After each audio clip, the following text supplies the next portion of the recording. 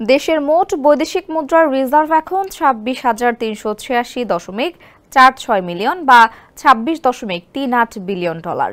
Bangladesh bank এ তথ্য জানিয়েছে। কেন্দ্রীয় ব্যাংকের সবশেষ তথ্যানুযায়ী চলতি মাসের ১৩ তারিখ পর্যন্ত দেশের গ্রস রিজার্ভের পরিমাণ ২৬,৩৮৬.৪৬ মিলিয়ন ডলার।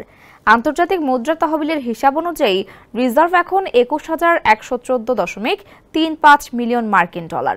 এর আগে তারা জানিয়েছিল নেট রিজার্ভ জুনের মধ্যে কাঙ্ক্ষিত মাত্রায় থাকতে হবে। দেশের রিজার্ভ এখন সন্তোষজনক পর্যায়ে রয়েছে। আশা করা হচ্ছে আইএমএফ এর শর্ত জুনের মধ্যে পূরণ হবে। দাতা সংস্থা আইএমএফ এর ঋণ প্রাপ্তির শর্ত পূরণে কাঙ্ক্ষিত লক্ষ্যমাত্রার থেকে বাংলাদেশ ব্যাংকের বৈদেশিক মুদ্রার রিজার্ভ ১ বিলিয়ন ডলার পিছিয়ে রয়েছে।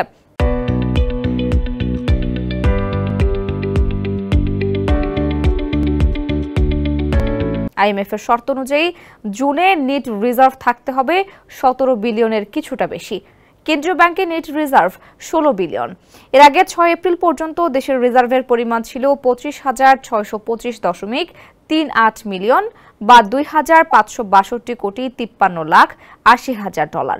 গত ২৭ মার্চ কেন্দ্রীয় ব্যাংক জানিয়েছিল সেদিন পর্যন্ত দেশের গ্রস রিজার্ভের পরিমাণ ২৫,৪৪০.৮৮ মিলিয়ন বা ২,৫৪৪,৮৮০,০০০ ডলার।